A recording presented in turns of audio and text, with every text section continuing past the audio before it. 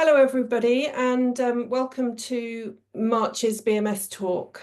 So I will start by introducing our chair for this evening's talk. Evelina Basenko is a senior outreach and education specialist at fungidb.org, a free online knowledge base for fungal and oomycete species. In her role, Evelina liaises between the research communities and FungiDB, facilitating community-driven projects, providing user support and organising training events. So thank you very much for being here, Evelina, and I'll hand over to you now, if that's okay. Sounds good. Thank you very much for the introduction and welcome everybody. Thank you very much for joining us tonight. Just a few housekeeping rules. If you have any questions, we would love to hear from you. So please type them in the chat, and I'll just send the chat really quickly now, so you know where the questions should be submitted, and we will address them at the end of the presentation. And it is also my pleasure to introduce Joni Wildman, who will be giving a talk tonight. Joni Wildman first discovered her passion for fungi while completing her master's degree in physics at the University of Cambridge, where she found the university's Mycological Society. She is now pursuing a PhD at the University of Bath, focusing on the use of fungi to develop sustainable construction materials. Committed to science communication, Joni also is passionate about introducing new audiences to the fascinating world of fungi. When she's not in the lab or talking about fungal kingdom, Joni loves looking for mushrooms in nature with friends, family, and her local mycological group. And without further ado, Joni, to you. Hello. Thank you everyone for coming to listen to my talk. As Evelina said, my name's Joni. I'm a PhD student at Bath. I'm currently in my second year. And today I'm going to be talking to you about using fungi as sustainable construction materials. So let's get started.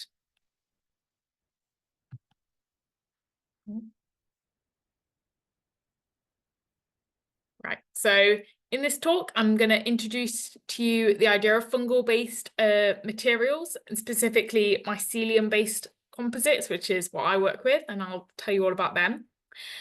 So what is mycelium? I'm sure most of you already know. How can we use mycelium to make materials?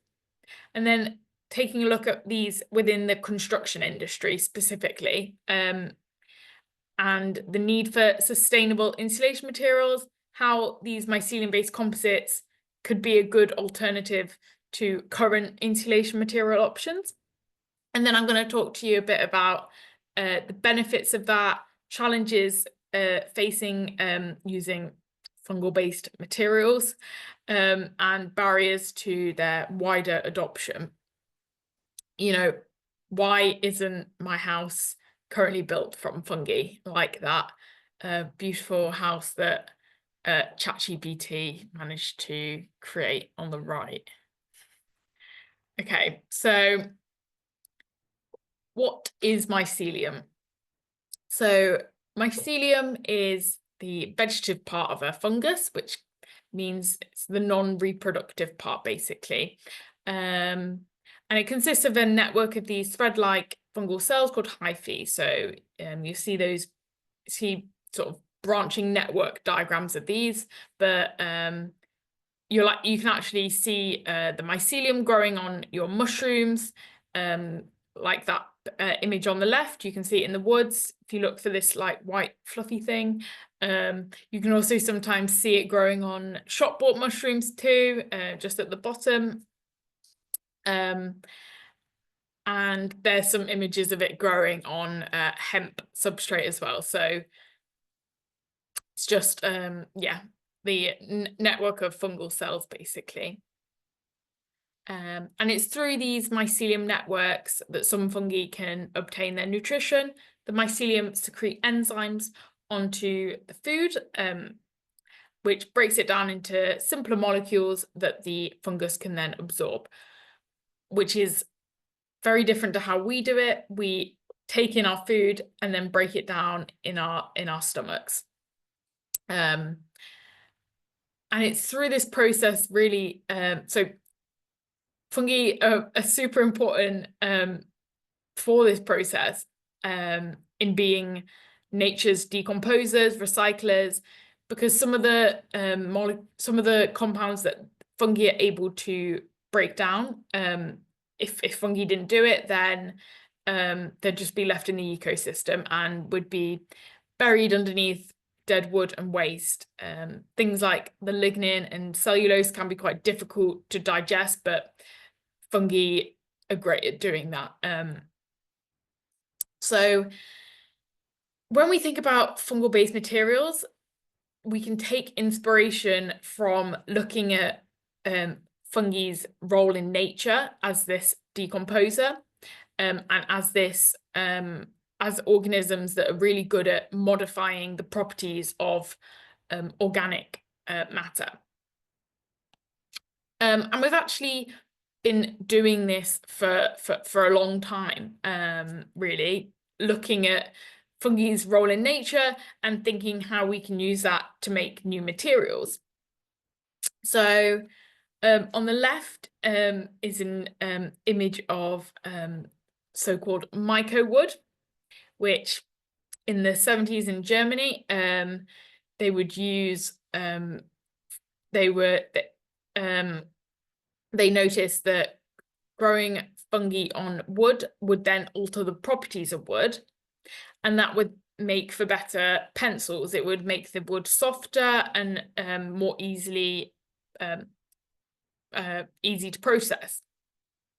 There's also things like the Amadou leather, which isn't so much using fungal digestion processes, but using the fruiting body of a mushroom to make a leather alternative. And then another example would be sort of this pure mycelium concept, which again isn't using the fungal digestion process as such to modify a material, but making a new material from the mycelium itself. And in this case, the pure mycelium from Ecovative is literally just mycelium once it's been processed, so it can form like a good foam material.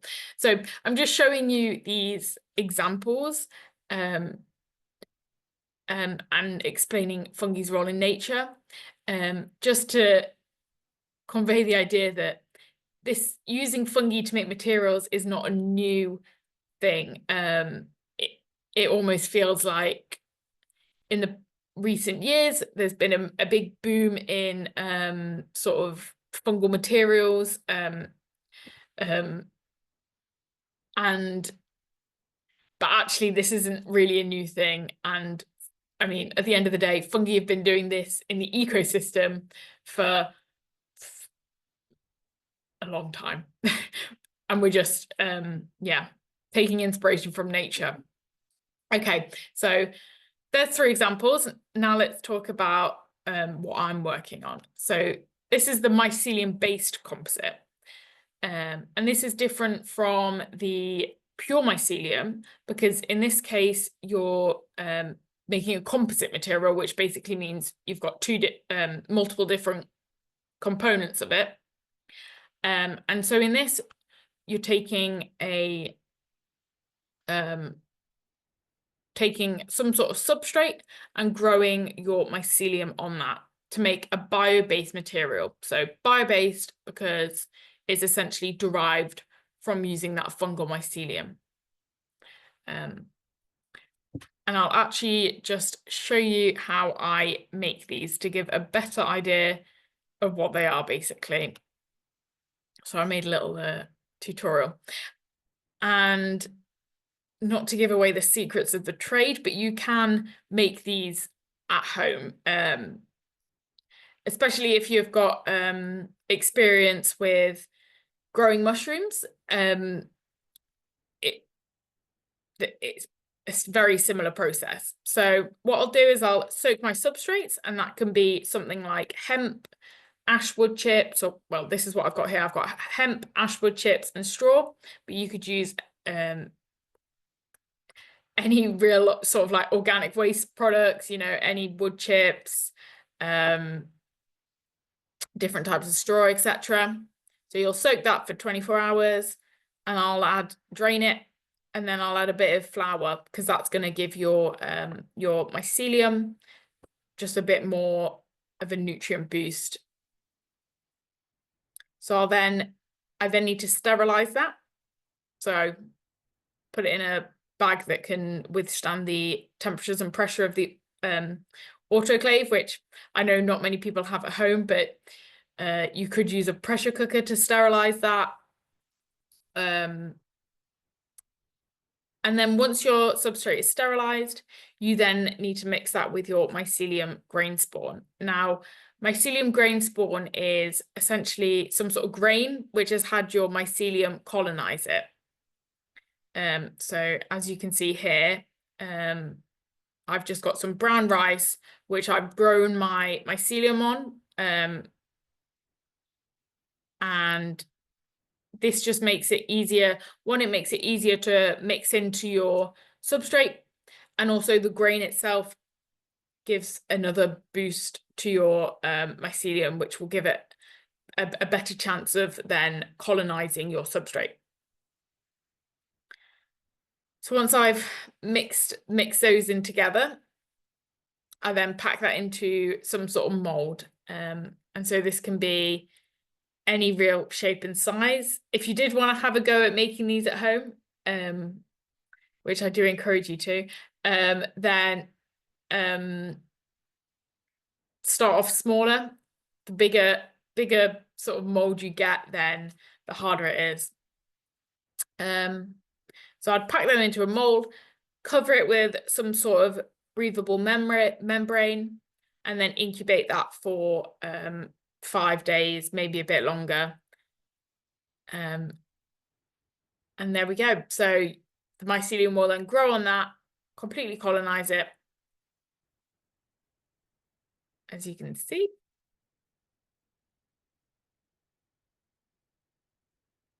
And then it's taken out of the mold, and so as you can see, it's like properly solid, sometimes even quite hard to get out of the mold once it's fully colonized. Some people say they look quite tasty. I'm not so sure.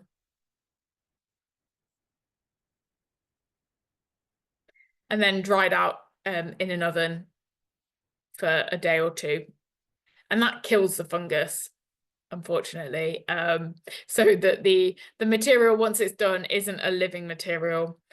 It's just the fungus has basically served as a natural adhesive to bind together your organic material, your wood chips, or wherever it is.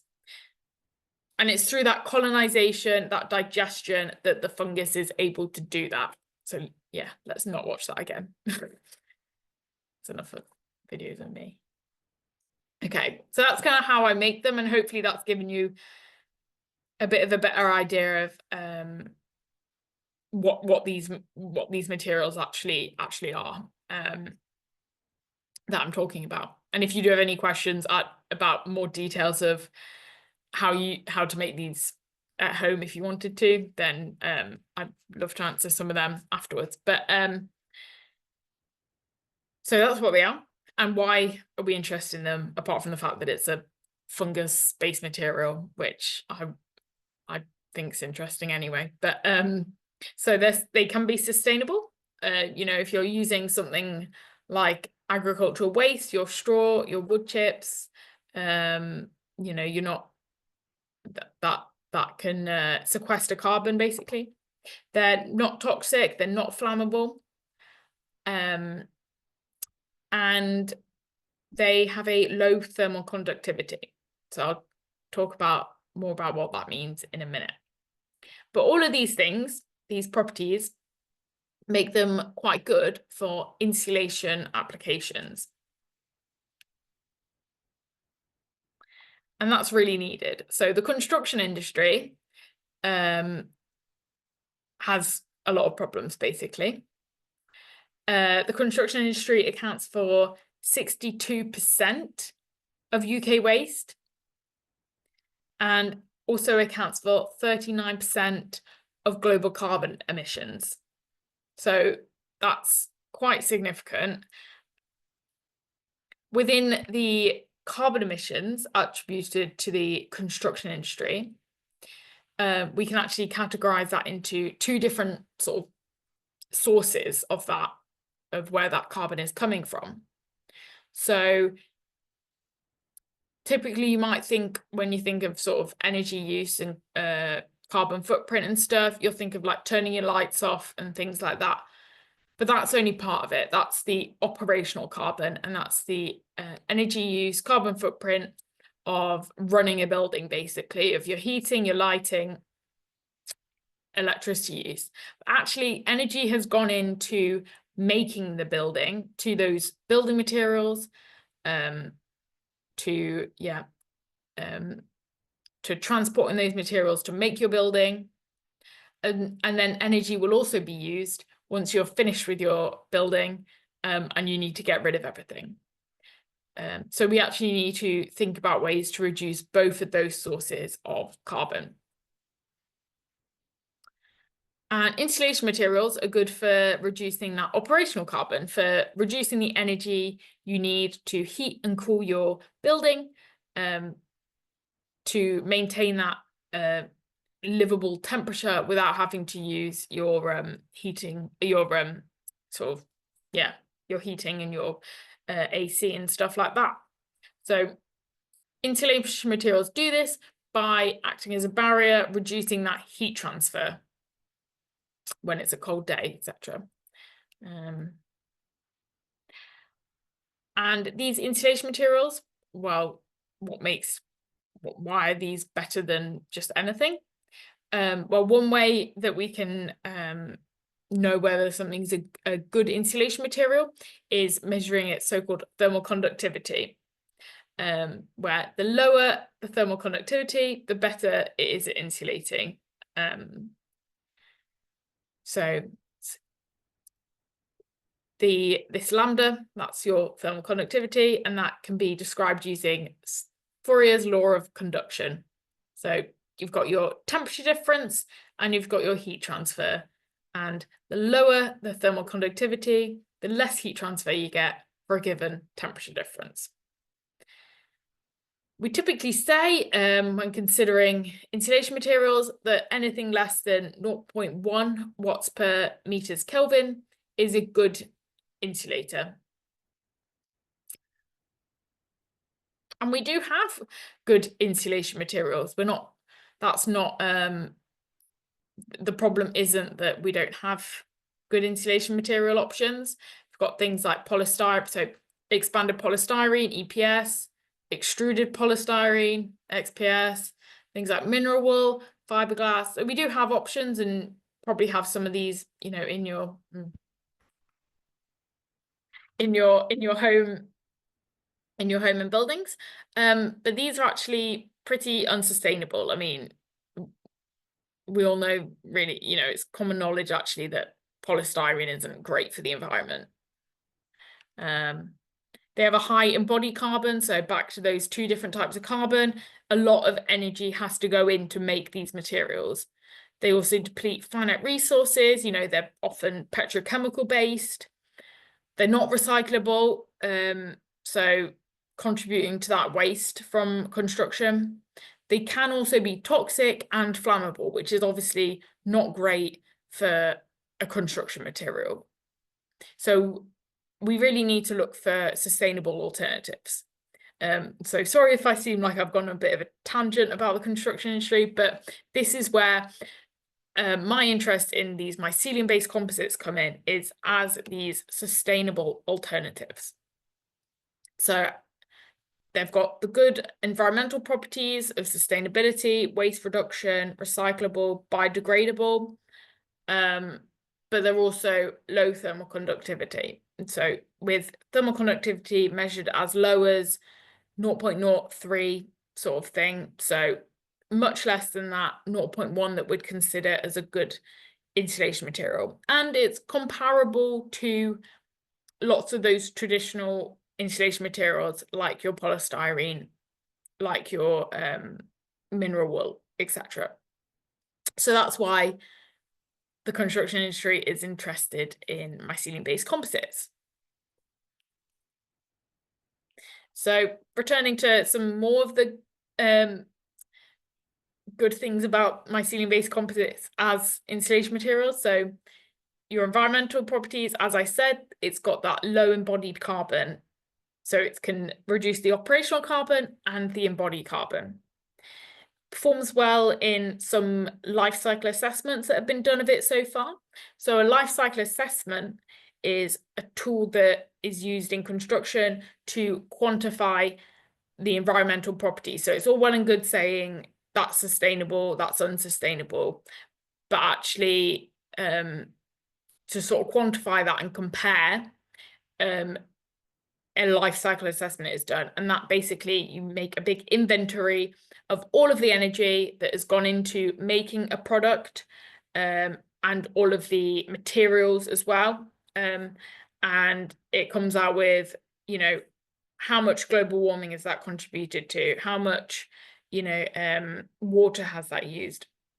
And lots of different metrics. And in some of the assessments that have been done of these so far that have been published, mycelium-based composites seem to do quite well.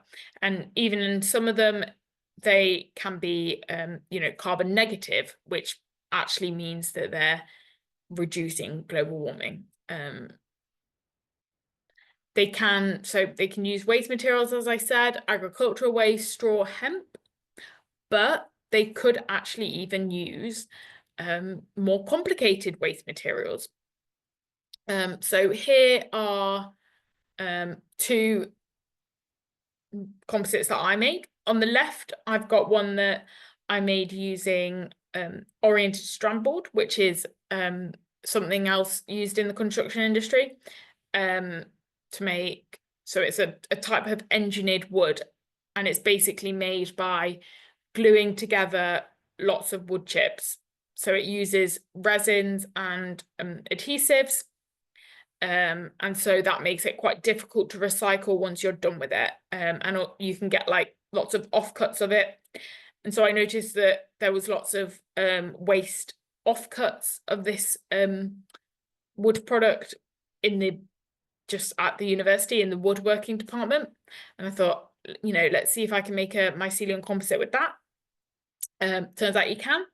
The mycelium didn't seem to mind that there was a ton of adhesives and other stuff in this wood. You know, this wood, when it's cut up, you can smell the adhesive. You can, yeah, but fungi don't care. Fungi would eat the wood anyway. So that could be a potential use for some of these more problematic wood waste streams.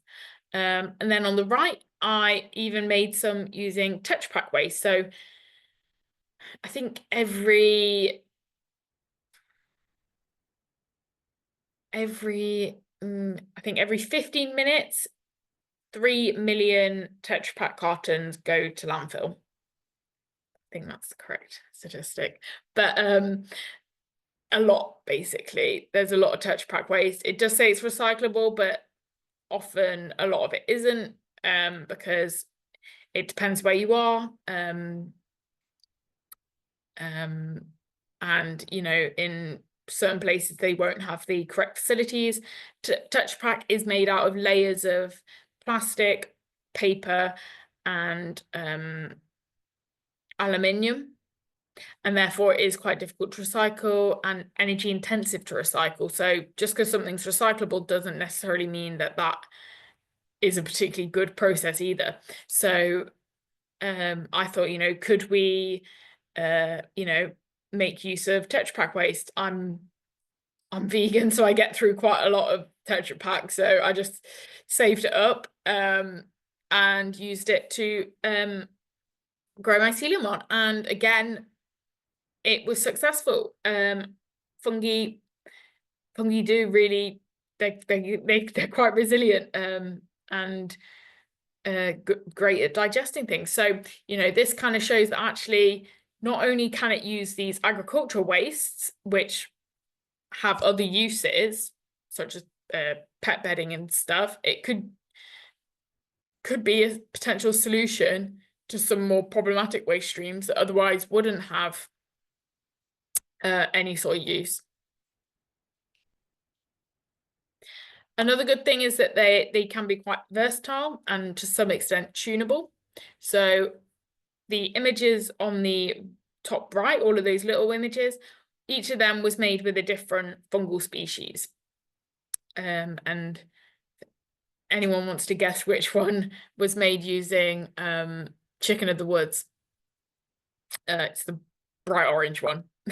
But yeah, you can achieve different textures, really, different colors. So depending on your aesthetic preferences or textural preferences, you could change the properties of your mycelium-based composite, and to even more extent, you can change those properties when you use different substrates. So obviously, if you use straw, it's going to look very different, feel very different to if you used wood chips. Obviously, that's only to some extent. You're not going to get drastically different things, but you can tune those properties to some extent. And some fungi and in some growing conditions, you get a sort of a skin. So your things like your Ganodermas are particularly can do this quite well, basically, is that you form like a hard outer layer and it's like a casing, basically. And so if that's something that is desirable, or then you can select a species that is going to give you that sort of effect. Okay, so all great things, amazing. Why isn't my house built using fungi? Where you know, where can I buy one of these, basically? And so I Googled this and I found this no, I just Googled mushroom brick, and I found this video, which was 4 years ago, saying this brick could replace concrete. Okay, that was 4 years ago. There's also in, you know, recent years, so I just searched for mycelium materials company, and all of these companies are make mycelium-based composites specifically, not just the leather. So, you know, there's quite a lot, you know, so where are they sort of in the construction industry, and why isn't our houses built with these yet, if they're so great, basically? Well, firstly, I don't think that mycelium-based composites are ever going to replace concrete, or not for some time anyway. So mycelium-based composites have quite low strength. They're not very good at load bearing. So concrete, it has a strength of 30 megapascals. It doesn't really matter those numbers, but then when you compare that to those mycelium-based composites, it's orders of magnitude lower. So it's hard to see how such a significant improvement in those strength properties could really be achieved well, anytime soon, basically, and without, you know, some serious interventions that then you'd think, well, how sustainable is that? Yeah, so if you're going to start engineering things further, then each step you then need to think, well, how sustainable is that? Like if you added something to it that drastically increased its strength, well, is that sustainable? But put that there to say, you know, I'm talking about insulation materials. Mycelium-based composites are promising as insulation materials. I don't think they're promising as concrete bricks. Although you have seen there have been sort of art sort of installations and stuff of making structures with mycelium-based composites, but you wouldn't want to put in it, they can't bear weight basically. So you can build big things with them, but they're not going to withstand any weight. So back to the insulation materials. Well, what are they currently being used for insulation materials? And if not, why not? Well, one problem is actually there is some uncertainty in their thermal properties. They're good at insulating, but, and this is something that I focus some of my research on, getting an accurate measurement of how good they are insulating can be quite difficult. And this is problematic when you're trying to compare maybe different types of mycelium composite, and when you're trying to compare with the industry standards for insulation materials. So we do know that they're good at insulating, but really getting an accurate measurement can be quite difficult. And this is because, as you can see from those pictures, they're very rough. They're anisotropic, which means they don't really show much directionality. And some methods of measuring thermal conductivity aren't very good at coping with materials like that.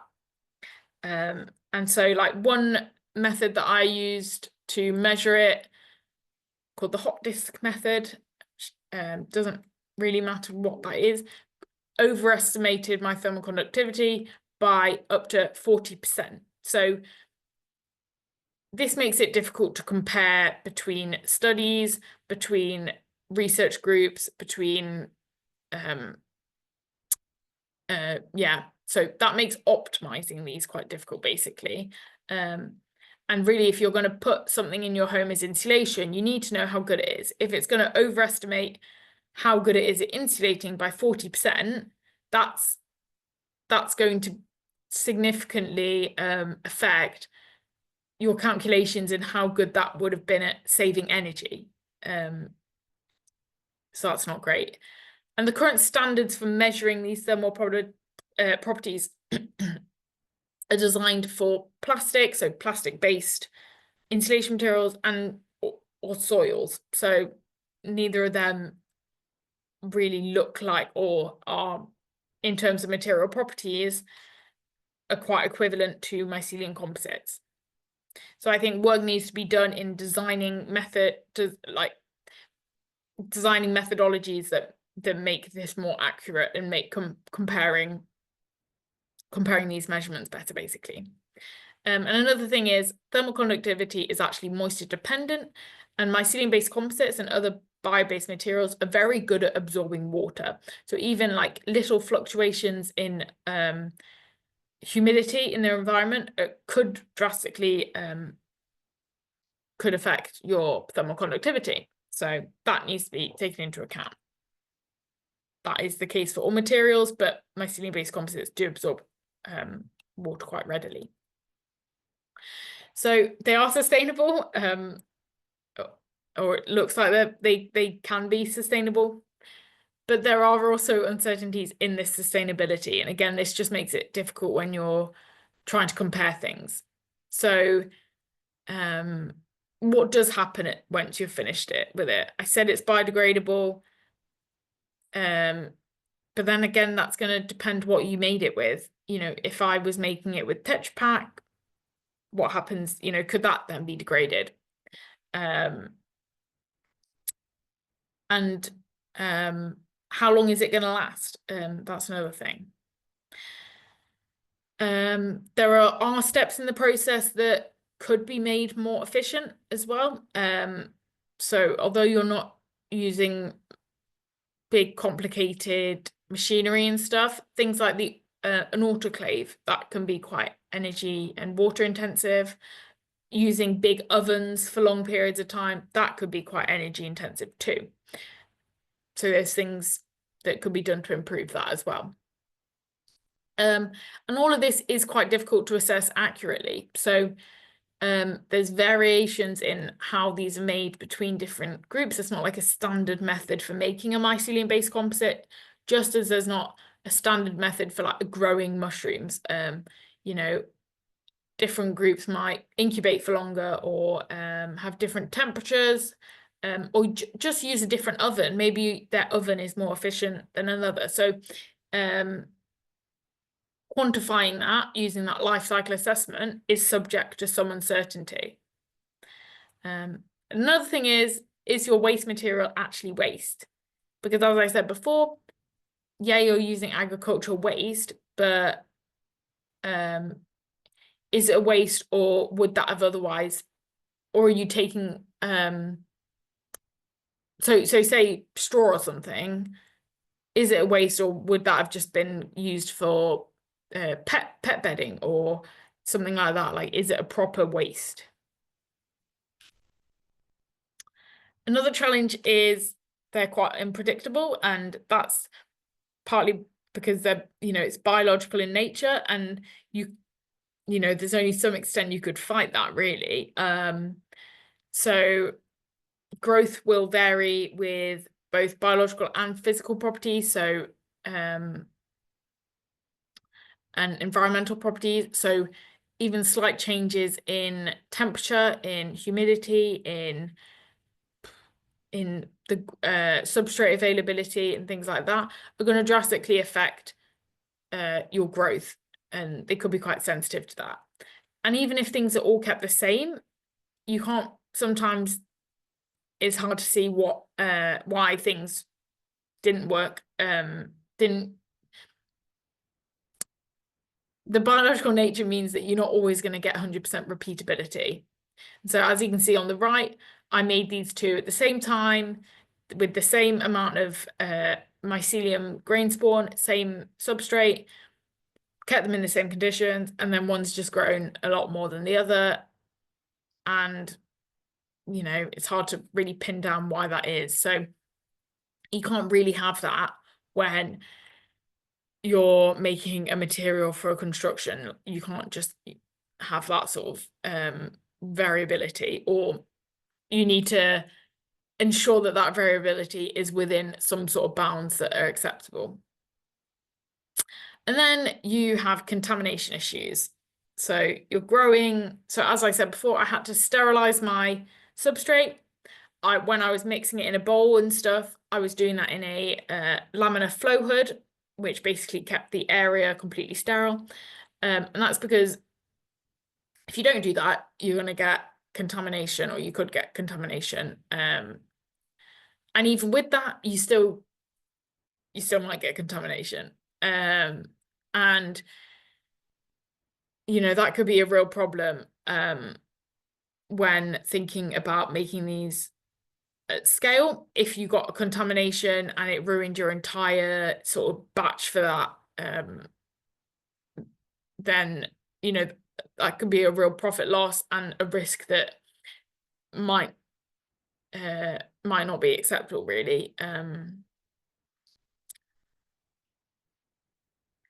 Another challenge is actually their durability. So as I said, you know, how long do these last? Kind of related to the contamination issues, the substrate that your mycelium wants to eat. So say you're using an oyster mushroom floaters to grow and make that mycelium composite. Well, chances are that other molds are also going to like what you're trying to grow, the mycelium you want to grow on. So again, that's why contamination is such an issue. And here's this lovely time lapse of a mycelium composite going moldy. So all I did in this video is I put this in a growth chamber, which is basically a chamber that you can control the temperature and humidity, and I just put it at high humidity and relatively high temperature, but nothing that wouldn't be out of place in a house, maybe on a hot day. And within a few weeks, it was pretty moldy. Isn't great. So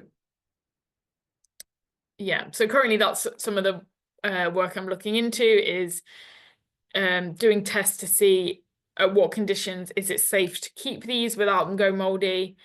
How susceptible are they to mold? There's not been a lot of work really done on this yet. Maybe that's because that it could be quite problematic, but yeah. And if you were to then make it not susceptible to mold, then how sustainable is that solution? So if you're going to put antifungals on it, how sustainable would that be? And then acceptance. So we all love fungi here. If it was safe, I would love to live in a mushroom house. But, you know, the general population, when they think of fungi in your house, they're going to think of those mushrooms that pop up in your shower. They're going to think of, yeah, not the good kind of mold, not the good kind of fungi. There's also, you know, beyond that, just aesthetic and textural preferences. This one that I made on the right-hand side, my boyfriend was like, did you make that out of cigarettes? No, that's straw. But it does look a bit rank, to be honest. I probably wouldn't want that in my home. So yeah. Then again, I'm not, some of the ones that come out of the proper the companies that are sort of at the forefront of this, they can produce ones which do look very good, to be honest. But you can still tell that it's a bio-based material, and they don't look like that. The polystyrene, completely smooth, etc. So, you know, would people so accept that? And then, as I said, scale up's also an issue. So ensuring uniformity as you get bigger is going to be more difficult. Contamination issues are going to be more difficult to deal with, you know, and you're going to need more sort of controlled environments for that. So when I was doing it in a little laminar flow hood. Well, how are you going to maintain that sterile environment at scale? And some companies are doing it. They are, you know, producing to some extent, scaling this up. So, you know, it can be done. And here's one sort of quote that I found in this paper. So it says, patent developments in the field leave the impression that fungal materials, despite their potential as renewable and biodegradable materials, have been held back due to patent overprotection.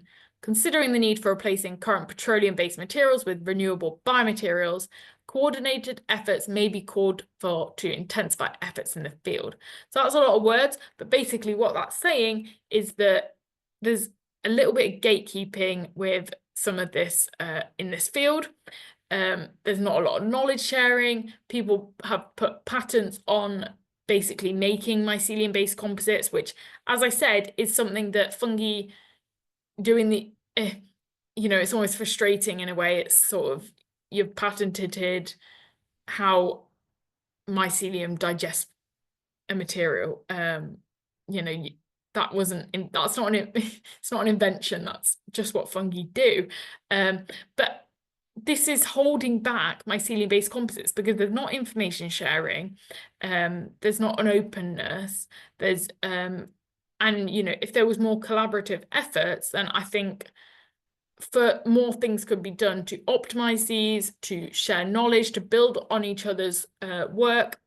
But you know, at the end of the day, to get the investment, to get the funding for your company, you can't really be sharing your secrets, really. But then that holds back the whole field. And it means that there's just a general lack of awareness in public because nobody's talking about it. So, yeah. Okay, so In summary, mycelium-based composites are a class of bio-based material used by growing fungi on organic material. They have attractive properties, they're good at insulating, and they have some good environmental properties, though they're not going to be concrete. Lots of questions need answering. I do have my work cut out for me, but I do think that they hold potential, and there's lots of other promising applications of these mycelium-based composites. I've just focused in on insulation because that's what I'm working with, but for things like packaging as well, that's really exciting. And, you know, leathers, fungal-based materials, there's some very good things going on, and a lot of cool things that other people are doing, you know, 3D printing mycelium, you know, all sorts of things. So I know I did, you know, just list some challenges, but they're just challenges, and that need answering before their safe use, and that is super important. And then we can all live in our mushroom houses. So yeah, thank you so much for listening. One of my lab mates told me to take that out, but I did not. So yeah, and here's the lovely Bath fungal research group that I work with. We went looking for mushrooms the other day, didn't find any, but yeah, it was early in the year. And any questions? All right. Thank you very much, Joni. It looks like my camera has stopped working, so hopefully you can hear me. Yes, I just want to thank you very much for the really interesting presentation. And as a visual learner, I truly enjoyed the video tutorial on creating biocomposite materials using molds. And I think your talk not only introduced us to exciting topics of renewable mycelia-based products, but also inspired some really interesting questions. So let's try to go over them now. So the first question that I have is from Linda, and she's asking, what is the lifespan of the dried structure? Ooh. So I guess it will depend on sort of the conditions. As I said before, if it's placed in a sort of high humidity and high temperature conditions, then it's going to be less. But it shouldn't be any shorter than other bio-based materials. So currently, in construction, there are sort of hemp-based materials are used quite a lot, and they can have a very a pretty long lifespan as well. So, you know, there shouldn't really be any reason that it couldn't be, you know, 10s, 20s, 50 years, if it was kept in the right conditions, if it was not subjected to super high humidity. So, you know, they can, all of my ones that I've been making them for a couple of years. They're still taking up all the room in the office. So yeah. Thank you. So potentially you'll be building your own house from the molds you created. And I guess it's not, you know, the specimens that are kept in fungariums and stuff, you know, if they're kept in the right conditions, it can last, you know, for a long time. Thank you. The second question I have is from Cecile, and she's asking, how come they are not flammable? Seems surprising for an organic material. So there's been research published basically looking at this, and they basically showed that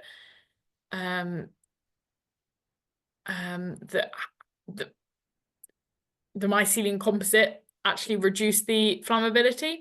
I can't remember whether they compared it directly with just the organic material, but I think the presence of the mycelium itself just reduces that flammability. Yeah, I'm not sure specifically the science of it, but yeah, I think you could look it up. There's been papers published that have shown this basically. Let's see. We have another question from Jane, and she's asking, how do you prevent the fungal biocomposites from decomposing? So as I said, like if you stored it in the right conditions, then then it wouldn't decompose. But you know, as I said with the challenge, that is something that I think people need to think about. I'm not sure whether some of the companies that are currently at the forefront, I don't know, you know, are they treating them with anything? Maybe not. But currently, to stop mine going moldy, I just, you know, they're just fine on the shelf in the office, but you know, yeah, making sure they're not wet, basically. I think that's the biggest thing. If they get wet, then that's an issue.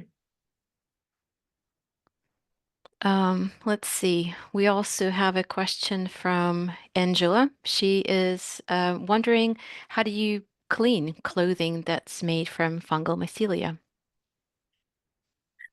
I don't know actually. Possibly just throw it in the I'm wash. not sure there is. I'm not sure there is any. I'm not sure if there's been mushroom clothing beyond the leathers, the sort of fungal-based leather, and I'd assume you'd give that a wipe down, I guess. Yeah, I'm not sure. Yeah, maybe there has been, but I'd say that fungal-based clothing is beyond my remit. Could be an interesting search on Google. Yeah. Let's see. We also have Jonathan, who says that one of the factors that prevent the adoption of new materials for architecture and building is whether or not it is acceptable by insurance. Yeah. And are the mycelium-based insulation actually accepted by any major insurers yet? I don't think they are yet. I don't think they are yet. But I think there are some companies that are coming close, or at least yeah. There's some projects going on at Bath that are putting mycelium composites into retrofit applications and trialing them out in real buildings. So I assume for that they must have got some sort of insurance and permission, but yeah. Okay, thank you. And also another question from Jonathan, which I think you have touched base on some. He's wondering what happens to material when it gets damp. As you have mentioned, it potentially could grow additional molds that would like to grow on it. And he's also asking is, does it decompose readily? So assuming if it's damp and colonized by other organisms, I guess the fact that it's recyclable or even biodegradable might make it more vulnerable to decomposition at the wrong moment. Exactly, yeah. So it's a bit of a, you know, it's like, well, the benefit of it being biodegradable, well, makes it susceptible, basically. So yeah, you'd have to think about how you could make sure it's kept in conditions where it's not susceptible to that moisture. But and you know, for insulation materials, they shouldn't be getting wet anyway, especially if it's like a, you know, cavity wall insulation. You don't want it to be getting wet. But even within your walls, you're gonna sometimes it can build up with you know, humidity. So you don't want it to be, so being susceptible to humidity is still an issue, even if you don't want it to get wet. So yeah. Okay, thank you. There's a question that also relates to decomposition, and I guess maybe you could comment when they compare decomposition rate, do they actually compare it to wood, or perhaps there's another standards that they're being used? Because Oliver is wondering whether the mycelium materials decompose quicker than wood when used in outside environment. And he also mentions that this could be potentially beneficial in certain situations. Yeah, yeah, it could be. that is something that I'm going to be looking into. There's not been well, really any published work on actually quantifying how sort of degrade their durability. There's not really been much published research in that. I don't know if some of the companies that are working with this are doing it sort of behind the scenes and not sharing that. But yeah, so I've currently got some working with some molds, some of the bad fungi, and I'm going to be quantifying how sort of susceptible they are to those molds, and yeah, comparing them with sort of just the hemp itself. Yeah, so I'll watch Okay. this space basically. Thank you. We also have another question from Cecile, who's is asking, how do mycelia-based composites compare to the classic materials in terms of weight? Ooh, in terms of weight, so actually they can be lighter. So that the fungal digestion process, it's breaking it down. So it breaks down the wood and actually can make it much lighter. Depends on some things. So as I said, if you're using that grain spawn, if you use loads of grain spawn, which is sort of rice or something, then that could make it denser. And if the mycelium grows loads, then it would end up being denser. But if it's sort of, I guess, just right, if it's just managed to bind together your material, digest it, but not have like excessive growth or anything, then it could actually be lighter because the fungus has digested that wood. And I don't know if you've if you've gone foraging, if you've gone looking for mushrooms and you find a mushroom on a log, sometimes you could just like pick up the log and it's like, it's super light, even though it's a massive, fungi can make wood much lighter, basically. All right, thanks very much.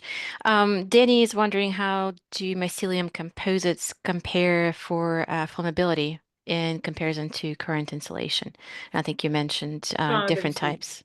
Yeah, so some studies have compared them, and they found that they're better than some of the I think like the polystyrene and the polystyrene based insulation materials. So promising, I'd say. Quite good, yeah. Okay, thank you very much. We have a few people who are wondering about the species of fungus that you have used. So as I showed in that picture, I've used quite a few, and I'd say the best ones, or ones that I would recommend, would be would be sort of your oyster mushrooms, your turkey tail, Ganodermas. But it doesn't matter that much as long as if you can get it to grow on your substrate, then there's not an awful lot of difference between using different species. But if anyone's got experience with growing mushrooms or anything, some fungi are quite picky about what they will grow on. So I only really say sort of oyster mushrooms, turkey tail and stuff, because those ones are very good at, they can grow on quite a lot of things. And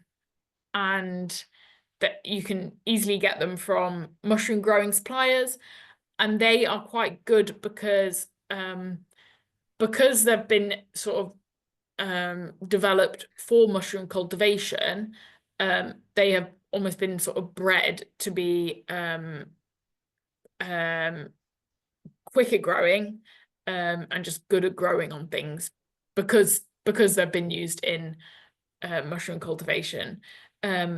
Whereas other species, they've not been sort of developed for that sort of thing. And I've tried growing them with mushrooms that I've found. I've found a mushroom in the wild, cloned it, and used that to grow on it, and they tend to be a bit weaker as well. So I'd probably, I almost feel like it's almost a boring answer because oyster mushrooms do everything, but yeah, sort of oyster mushrooms and turkey tail are probably the classics. Okay, thanks very much. Let's see. Gary is wondering how would this material compare with a wool product in terms of thermal conductivity and price?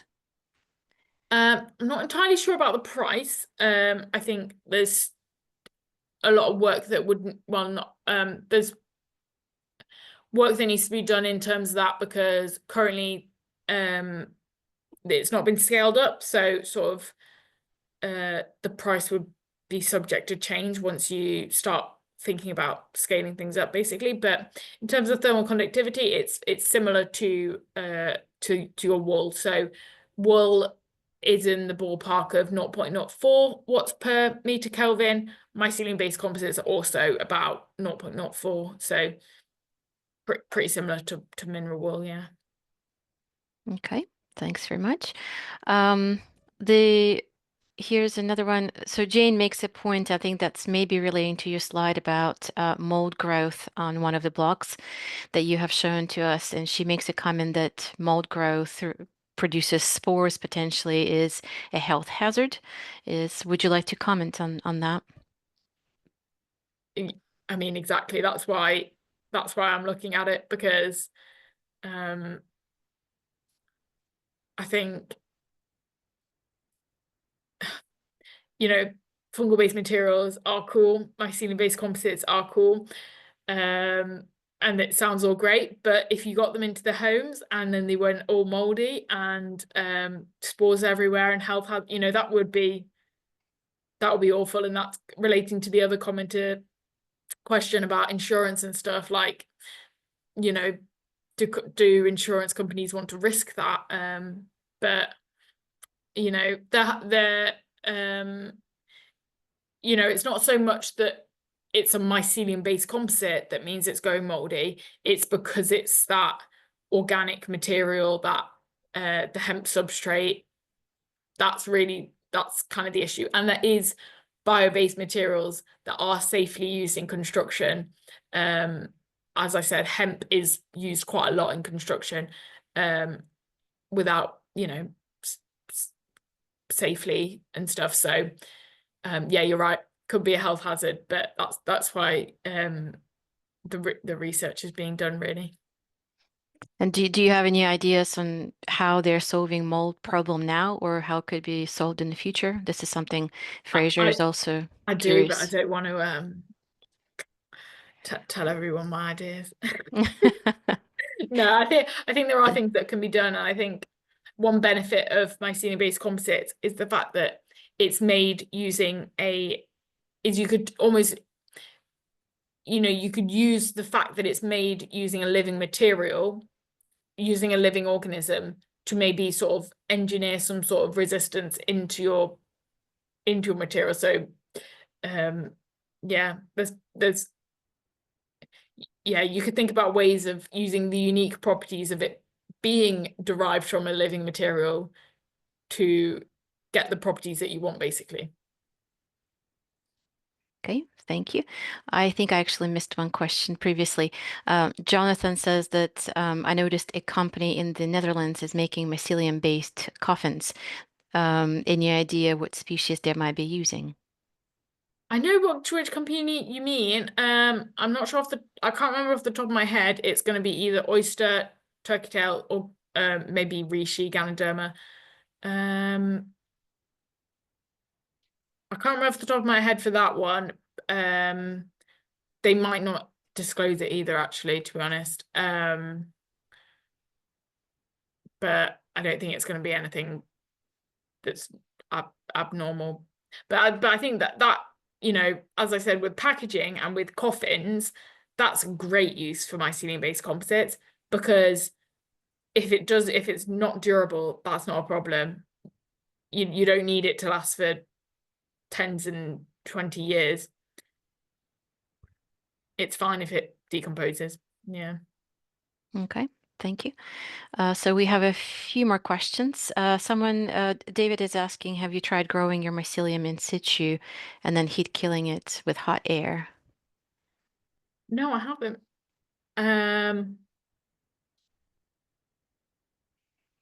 No, I haven't. Yeah, I wonder. It's an interesting idea. Not sure how that would work. Like, if you were to think about it on a construction level, whether you'd sort of like, yeah, maybe not for construction, but I could definitely, you could make some quite interesting shapes that way, because one issue is if you were to try and make a really elaborate structure, then getting out the mold would be quite difficult. I know that someone, I think in the States or something, is making like a massive canoe. And so maybe I think they're doing probably something quite similar to that, because I don't see how they could. I think they're literally just making a massive mold for a canoe, filling it with their substrate, and then growing the mycelium on it. And so they're, I'm guessing, doing something similar to that rather than finding a massive oven. So yeah. Yeah, very interesting. There's actually a follow-up question on the discussion about resistance, I guess, of the biocomposites to various factors. Would an impermeable membrane, for example, synthetic, help resist moisture-induced degradation? And the other comment, it's not that they're unflammable, it's that they're resistant to ignition. I'm assuming Mm. that pertains to the membranes. So yeah, I'd say putting some sort of membrane or coating would be beneficial for like reducing moisture. But as I said, if you were to then put on these membranes, how sustainable would that membrane be? And maybe it could be done. You could maybe get natural coatings or something like that. But if the whole benefit of these above traditional materials is the fact that they're sustainable and biodegradable, if you're then going to put like a sort of plastic membrane on it or something, then you'd have to take that into consideration, I guess. All right, thanks very much. Let's see. Paula is interested about the skin formation in the Ganoderma-based products. Could this prevent mold degradation, mold or degradation issues?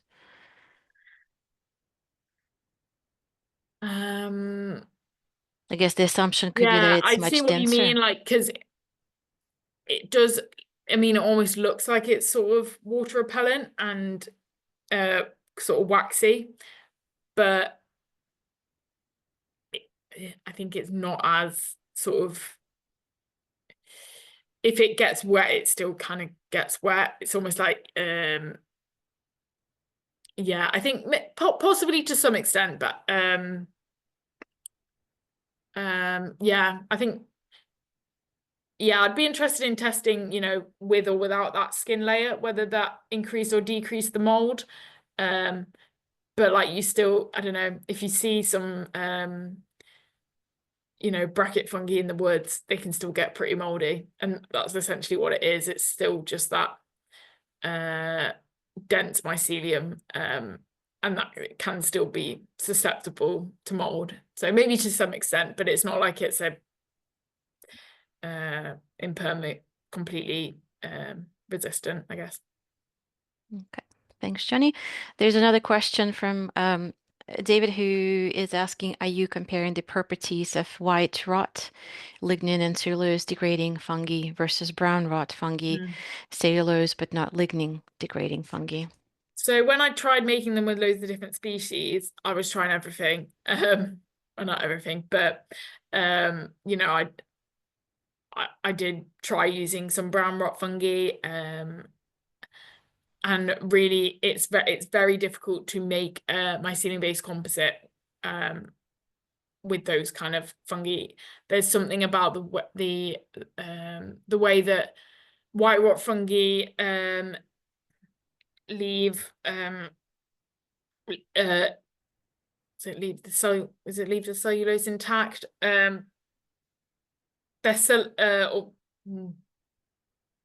So you need to use the selective white rot fungi because they leave some things intact, and that still maintains the structural integrity of the composite. Whereas using the complete white rot fungi, that doesn't work as much because they eat everything basically, and brown rot fungi basically it just doesn't form the right adhesive. So yeah, so I was intending to compare the properties, but actually forming that composite itself with the brown rot fungi, it just kind of falls apart. Like you can kind of get it to grow on it, but it doesn't sort of stick together. But maybe there's a way that it could be done, but. All right. Thanks, Joni. And we have another question from one of the participants. Are the mycocomposites actually odorless? Odorless? Yeah. No.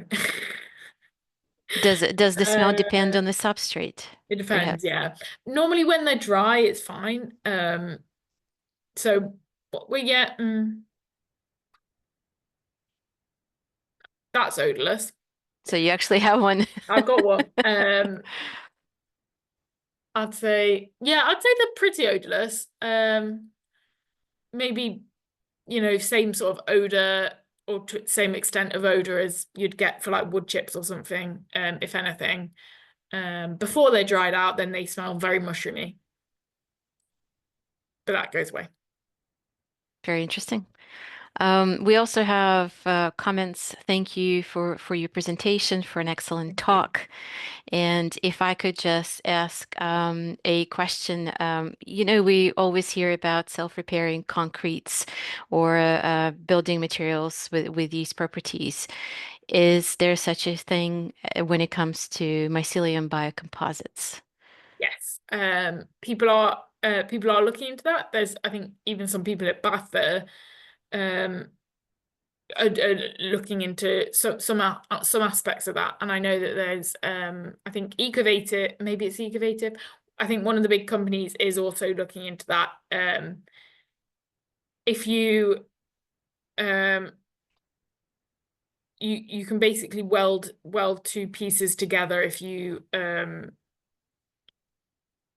if it breaks during manufacture or breaks whilst before you've dried it out, then you can just stick it back together and the mycelium will grow in between that. And there are various people looking into ways that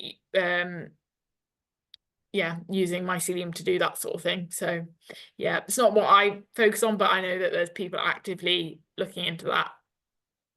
Okay, thank you very much.